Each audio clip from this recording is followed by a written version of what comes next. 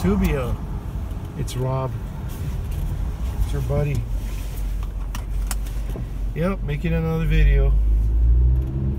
So I'm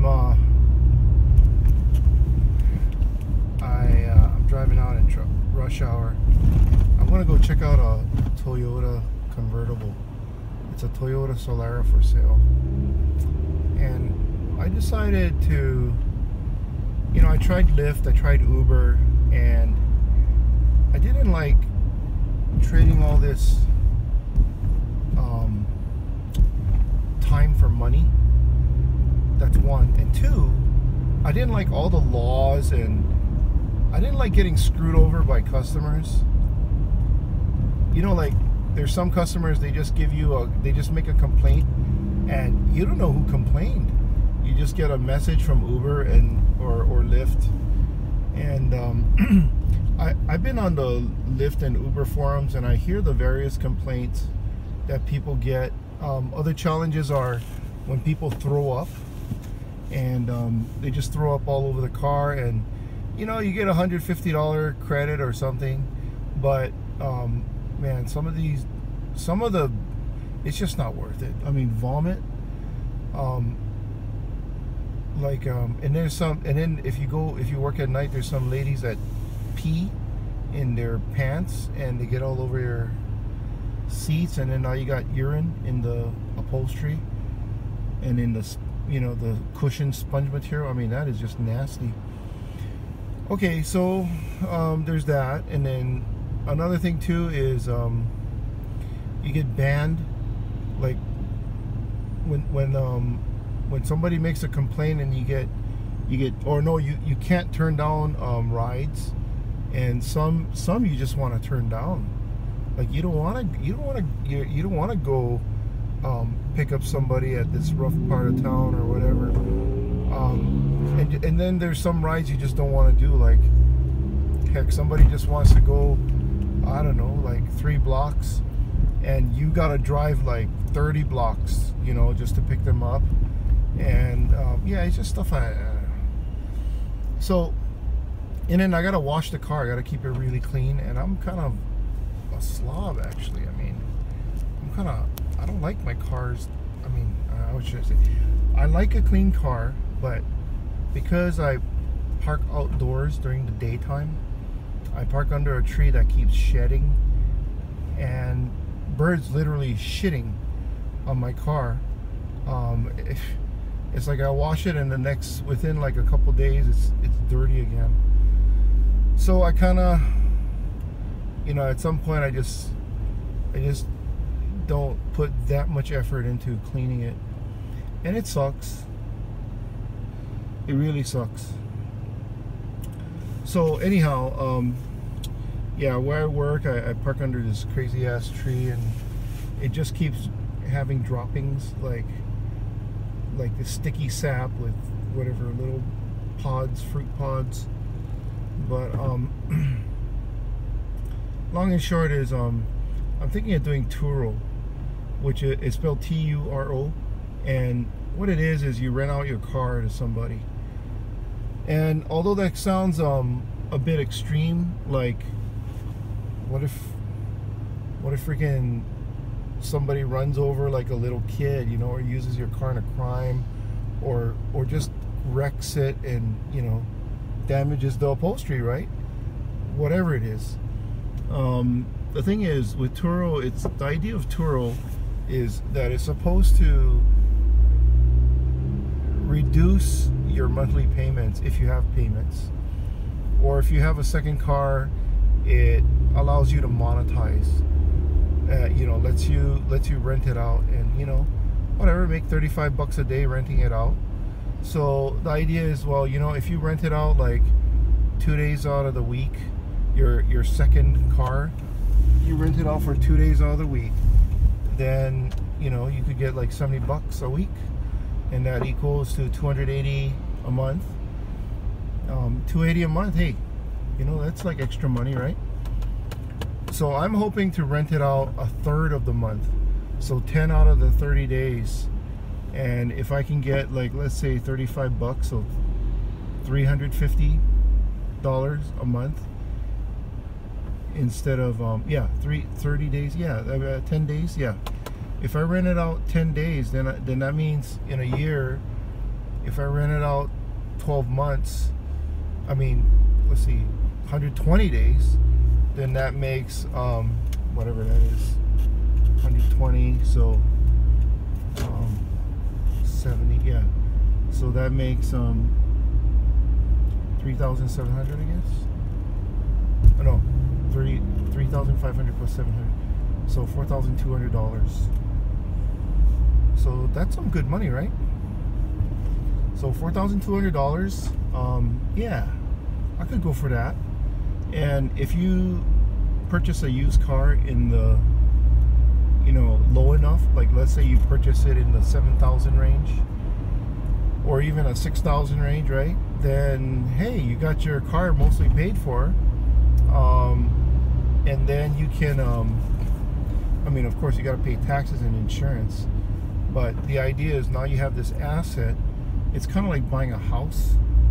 So if you buy this apartment and you put like 20% down, let's say it's a $200,000 apartment, and a crappy little studio, and you can collect like $1,200 a month in rent, and you put 20% down, that means you put $40,000. So out of your $40,000, you're collecting $1,200 a month, and you've got, let's say you got a mortgage, so that ends up being what, like $600, $500 a month in mortgage or whatever. Anyways, the idea is you should be cash flowing, you should be cash positive. While your mortgage is being paid off, you're able to make money from your apartment. So that's the idea. It's kind of like buying an apartment, except you're buying a car. And instead of renting out your apartment, you're renting out your car by the day or by the week. And you kind of have to be in a tourist area like Hawaii, where there's a lot of visitors and a lot of folks come by, and they'll choose your car over a rental car, like from a rental company, because it's cheaper, or you offer something different. So the car I'm looking at is a convertible, and if you try and rent a convertible from a rental car company here, they're like $70-80, simply because convertibles command a premium. I'm looking at something in the $6,000 range, so I'll definitely be able to rent my car out because it's a convertible. And yeah, we'll see. And Toyotas are known for reliability. And I used to just kind of look for good deals. Who doesn't, right?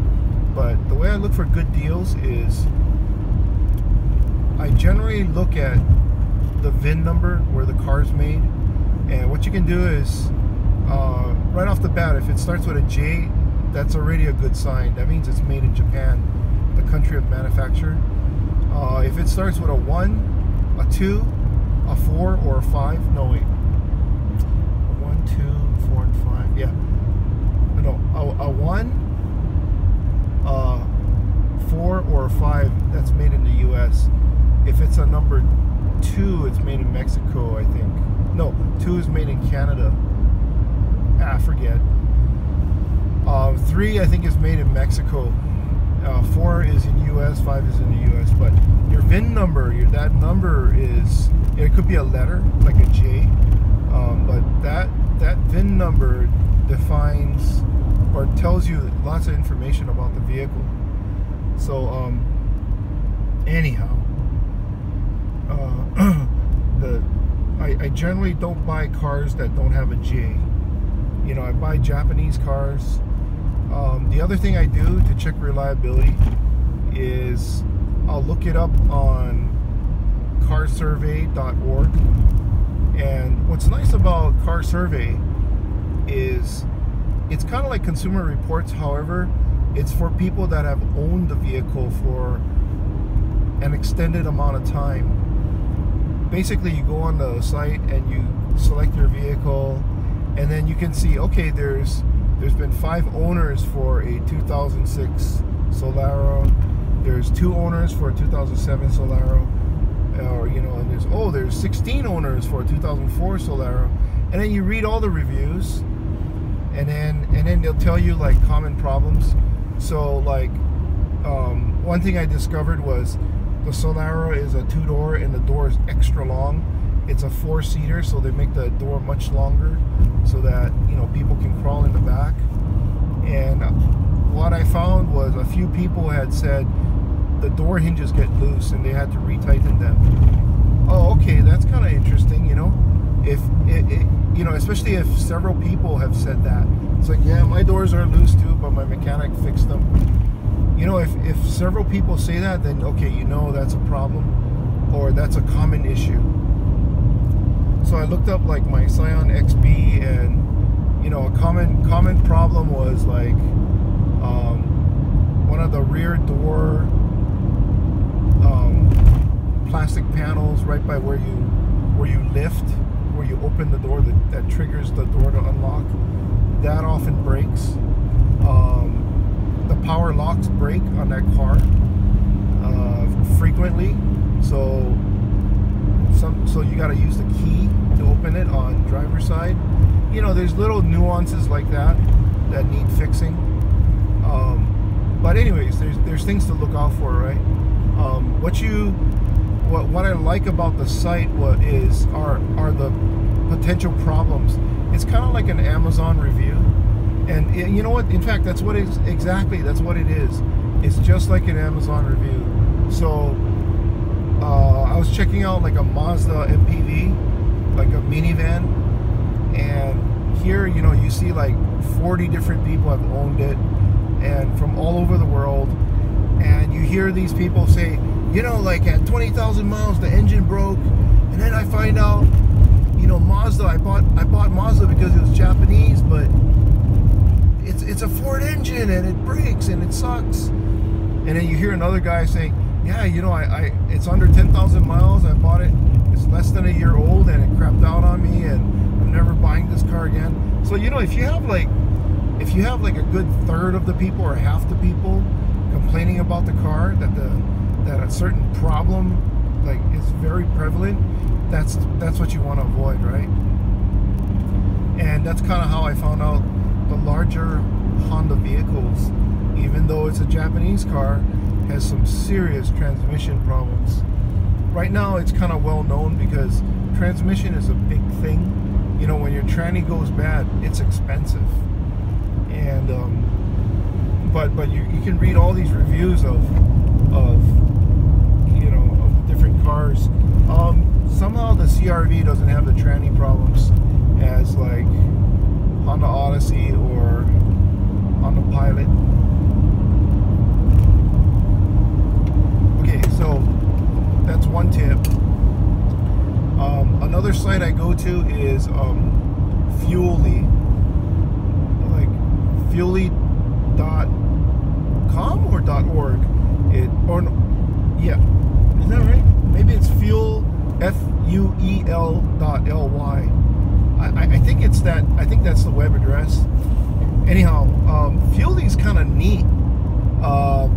You basically sign up for it, and then every time you fill up your tank, you kind of write down how many gallons it took, you know, and your mileage. And what it does is, it's an app, and you just log down your mileage and how much gas you filled up, you know, how many gallons you filled up.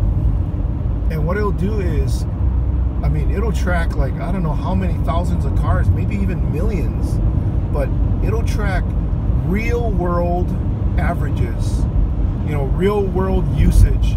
Like, you know, for example, I'm driving up this hill, and if I have to do this commute every day, I'm going to get a different mileage than somebody that lives elsewhere that doesn't have to drive over this hill, right? Even though we cover the same amount of mileage, or we cover the same amount of commute time, I'm traveling over a hill. It takes a lot more energy.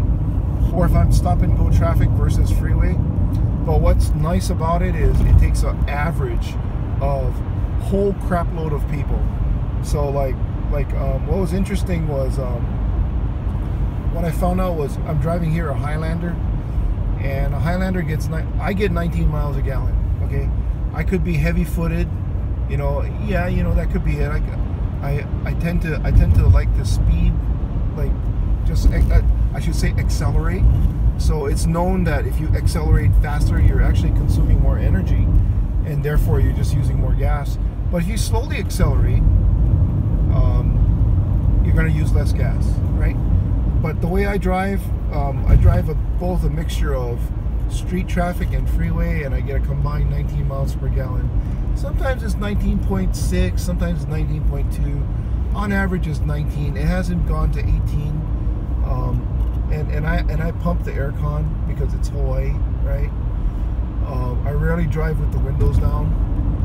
So I mean, that's just my style of driving. And I fill up about 1/2 to 3/4 tank, which translates to about 8 to 10 gallons a week. Wow, that's actually kind of a lot of driving. But anyways,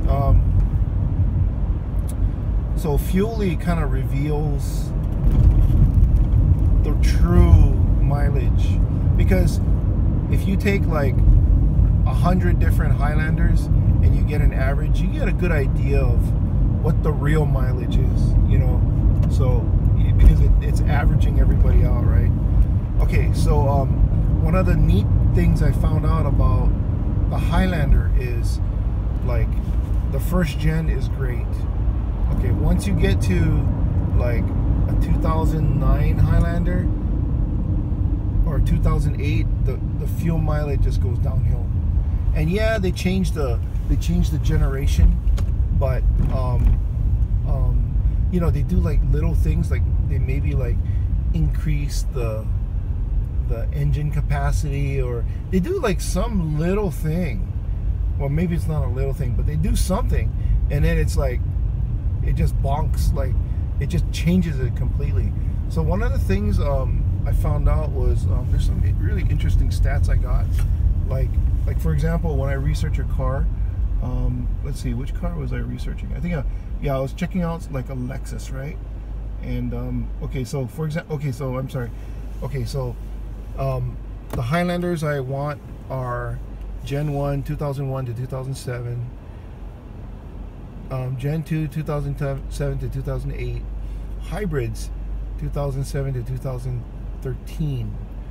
The non-hybrids that are good are 2001 to 2008, and avoid non-hybrids beyond 2008, because I don't know, it just sucks. 2008 hybrids that are 2008, 9, 10 have 21 to 22 miles per gallon. So you're getting like 2 miles per gallon extra for a hybrid. And like, that doesn't make sense, right? Like, here I am, a regular gas engine, 19 miles a gallon, and then you get a hybrid, you're only going to get 2 miles per gallon extra better for a hybrid. That totally doesn't make sense. And you're paying like $10,000 more. So like you don't find this kind of stuff out until you kind of buy the car and use the car, right? And so a lot of people had these nasty surprises. But what happened was, because of all the negative heat, the good hybrids, the ones that have like 10 miles per gallon better, are like 2005 to 2007 and 2011 to 2013. So there's this gap where they just really botched it, and just had like 4 years of just bad mileage. And you can't tell. You look at the car, you just can't tell. You test drive it, you can't tell. You have to like drive it, drive it for a month, and then you realize, wow, it's good mileage or it's sucking mileage. So anyway, that's my spiel. That's I do a lot of research, and what's interesting is I realize I actually know very little about cars. My information is severely fragmented. I don't know. I understand the basics of a car, but I don't know about stats and all this kind of stuff. Like this car in front of me, the CR-V.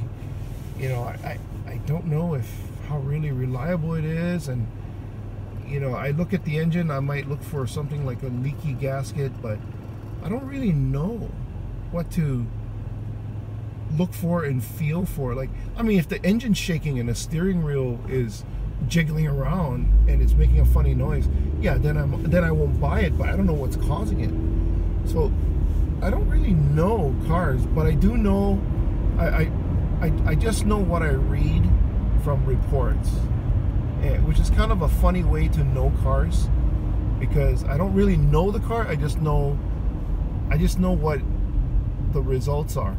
It's kind of like, okay, I got the key to the car. I know if I put this key in the car, it'll start the car and I can drive. But I don't really know how the engine works. I just know that I have the key and it works, and I just got to put gas in it. So it's that kind of like a secondary knowledge, not really like a basic knowledge. Like, okay, this key goes in the ignition, you know, then the battery powers the spark plugs and ignites the fuel. Like, I don't have that deep knowledge. I just have a basic understanding. and maybe that's all I need. So far so good. I mean, that's the knowledge that I have. I don't have a mechanics knowledge to assess a problem and then like, well, is this repair, is this vibration, this vibration or this funny sound, does it sound like it's gonna be a, you know, a $4,000 fix or a $400 fix or a $40 fix? You know, a real mechanic could tell, or at least get an idea, right? Anyways, okay, well, that's it. I think I've droned on long enough. Take care.